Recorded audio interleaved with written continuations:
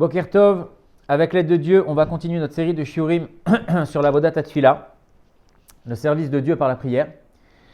On avait dit la dernière fois que justement le mot Tefila, en français on traduit ça par prière, mais en réalité c'est tout un processus de hitbatlout, donc de s'annuler à Hachem pour ensuite s'attacher à lui.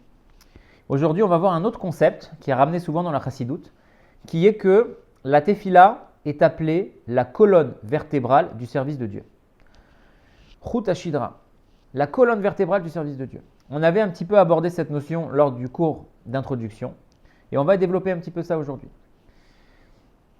En réalité, nos sages font un parallèle entre les membres du corps humain et les mitzvot qu'Hachem nous a donnés.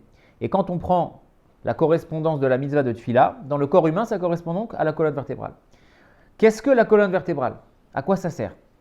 On sait très bien que la colonne vertébrale, c'est ce qui maintient un homme droit. C'est ce qui permet à un homme de se tenir dans sa stature d'homme.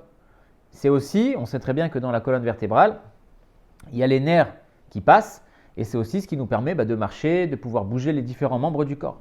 Et Chas v'Shalom, quelqu'un qui est paralysé, souvent c'est un problème au niveau de la colonne vertébrale, de la moelle épinière, qui fait qu'il a un blocage entre l'information nerveuse qu'il y a dans son cerveau qui n'arrive pas à transiter dans le corps. Donc la colonne vertébrale, c'est un organe essentiel pour qu'un homme puisse se tenir dans sa stature d'homme, mais à la fois, ce n'est pas un organe vital.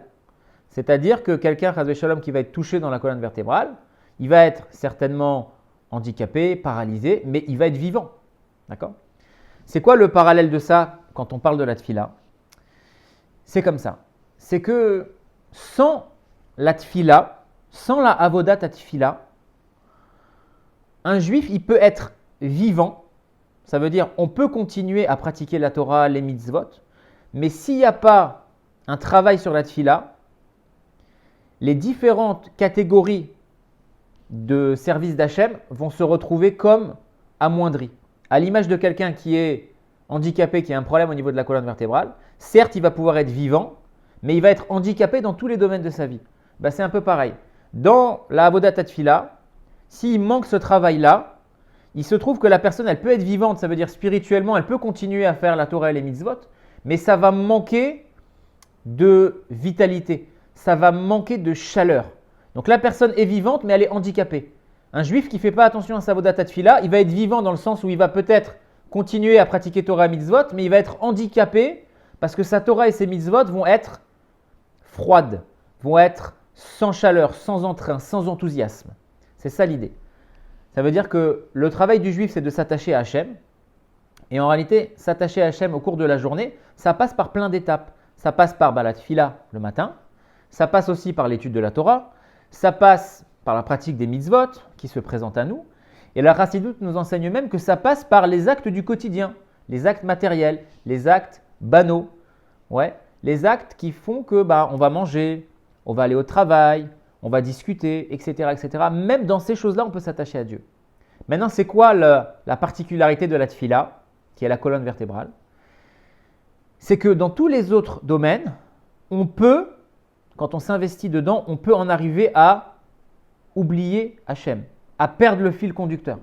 C'est-à-dire que, par exemple, la Torah, l'étude de la Torah, on attache son intellect avec la chorma d'Hachem.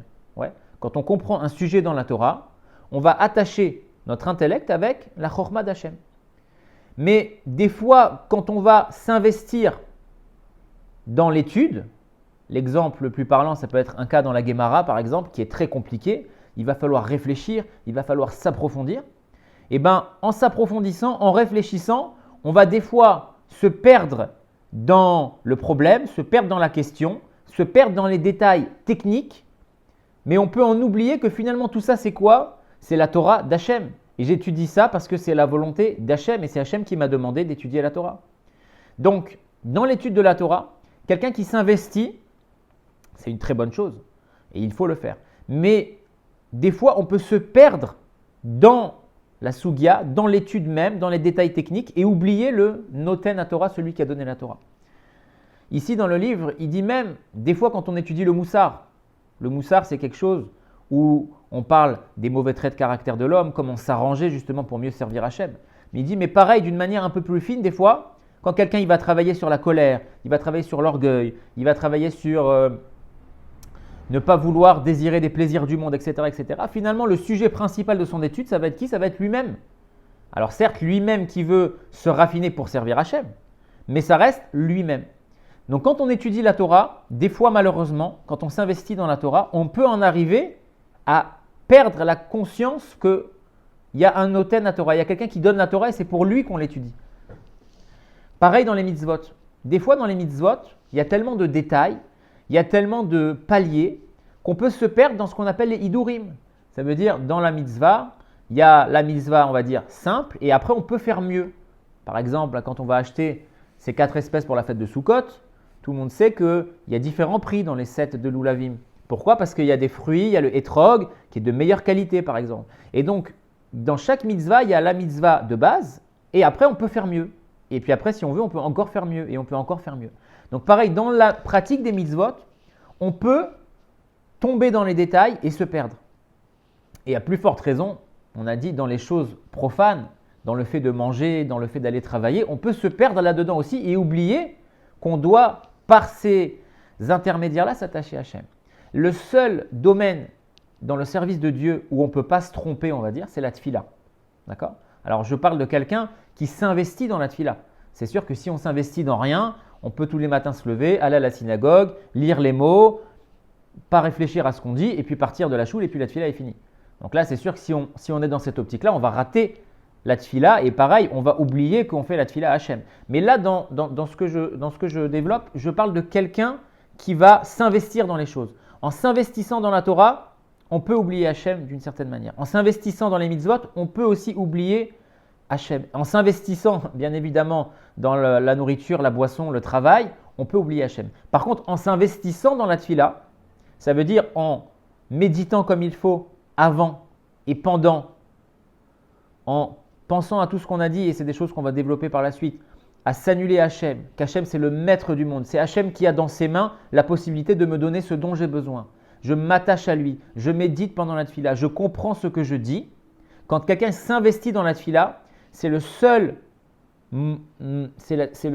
service de Dieu dans lequel il ne peut pas se louper. Quelqu'un qui s'investit dans la tfila, qui se concentre à se dire que c'est Hachem le maître du monde, que c'est Hachem qui gère, que c'est je dois m'annuler à lui, je dois m'attacher à lui, pendant ce moment-là, il ne peut pas oublier Hachem, puisqu'il est en train justement de faire un travail de s'annuler à lui. Alors que dans tous les autres domaines, on peut en arriver d'une certaine manière à oublier Hachem. Donc quand on dit la tfila, c'est la colonne vertébrale du service de Dieu, ça veut dire que la tefila va permettre aux juifs de maintenir sa stature de juif, d'avoir conscience d'Hachem, d'avoir conscience que ce qu'on fait c'est pour Hachem. La tfila va permettre de maintenir cette conscience tout au long de la journée, à la manière de la colonne vertébrale qui permet à l'homme de se tenir et de pouvoir avancer, de pouvoir bouger. La tfila va permettre aux juifs d'éclairer avec une lumière spéciale, avec une chaleur, avec une vitalité spéciale, tous les autres domaines de la sainteté, tous les autres moments de la journée. Et c'est pour ça, un petit mot d'un Farbrengen de Rav Moulay Azimov, qui est donc le fondateur du Beth Lubavitch en Ile-de-France. D'ailleurs, ce Farbrengen est sur YouTube, donc j'essaierai de mettre le lien en description. Là-bas, il dit comme ça, il dit « Pourquoi le Yetzer Hara ?» On remarquera que le Yetzer Hara, il va toujours attaquer un juif pendant la tfila. Que ce soit un grand chassid, que ce soit un grand Talmid Chacham, que ce soit un juif simple, vous remarquerez que tout le monde a des problèmes dans la tfila. C'est quelque chose de commun, c'est quelque chose de normal. Mais comment ça se fait que tout le monde a un problème de concentration dans la tfila? Il y a écrit même que le temps de la tfila, c'est comme une guerre. Ça veut dire on est tous en guerre. Pourquoi est-ce que c'est ce moment-là dans la journée qui est tellement difficile à tenir contre le Yetzer Hara? Eh bien, le Rav Moulay, il dit comme ça. Il dit, le Yetzer Hara, il se dit, pourquoi je vais m'embêter à me battre contre le juif toute la journée? Ne fais pas telle mitzvah, ne fais pas ci, ne fais pas ça. Le plus facile pour lui, c'est de dire quoi? Je vais déstabiliser le juif pendant qu'il fait sa tfila. Et étant donné que la tfila, c'est la colonne vertébrale de l'homme, c'est la colonne vertébrale de la journée, c'est ça qui donne la vitalité dans tous les autres moments où on va s'attacher à Hachem. Si le Yetzer Hara, il sait qu'il nous déstabilise pendant ce moment-là, ça va avoir un impact sur toute la journée. Donc il préfère investir dans la tfila plutôt que de s'embêter à nous déconcentrer toute la journée, il a bien choisi son moment parce qu'il sait que c'est ce moment-là qui est la clé. Ça me fait penser à une petite blague, entre guillemets, qu'on dit, vous savez, dans le Teilim Chaf, c'est un Teilim qu'on lit souvent, le Teilim numéro 20. Là-bas, il y a écrit quoi? À la fin, avant-dernier pasouk, Elevarechev ve elevasusim, va nachnu beshem Adonai Eloheinu naskir. C'est quoi le pshat? C'est que Elevarechev, il y en a qui viennent avec des chars, elevasusim, il y en a qui viennent avec des chevaux, va nachnu beshem Hashem Eloheinu naskir. Nous, par contre, quand on mentionne le nom de Dieu, c'est comme ça qu'on gagne. Ça veut dire dans une guerre, il y en a qui viennent avec la force des chars, il y en a qui viennent avec la force des chevaux. Nous, notre force, c'est quoi? C'est Beshem Hashem Elokeinu Naskir. Quand on mentionne le nom de Dieu, on est victorieux. Maintenant, c'est quoi la blague? C'est Elevarechev elevasusim. Il y en a qui voyagent avec des chars. Il y en a qui voyagent avec des chevaux. Va'anachnu Beshem Elokeinu Naskir. Nous, simplement, on prononce le nom de Dieu. On voyage aussi, on est déjà parti. C'est une petite blague pour dire...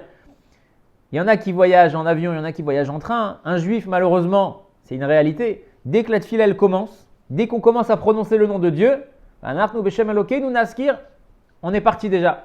On pense à nos vacances, on pense à notre travail, on pense, etc., etc. Donc c'est pour dire que cette lutte-là pendant la tefila, c'est quelque chose qui est connu. C'est pas pour rien. C'est parce que le Yetzer Hara veut nous faire tomber à ce moment crucial de la journée qui est la tefila, qui est le moment où on s'attache à Dieu, qui est la colonne vertébrale de l'homme. Et si on arrive justement à se travailler comme il faut pendant ce moment-là, on verra que pendant toute la journée, on aura une vitalité spéciale qui va nous animer grâce à la Avodat Tefila du matin. Voilà, Bezrat Hashem, on continuera notre série très prochainement. Je vous souhaite une bonne journée, des bonnes nouvelles.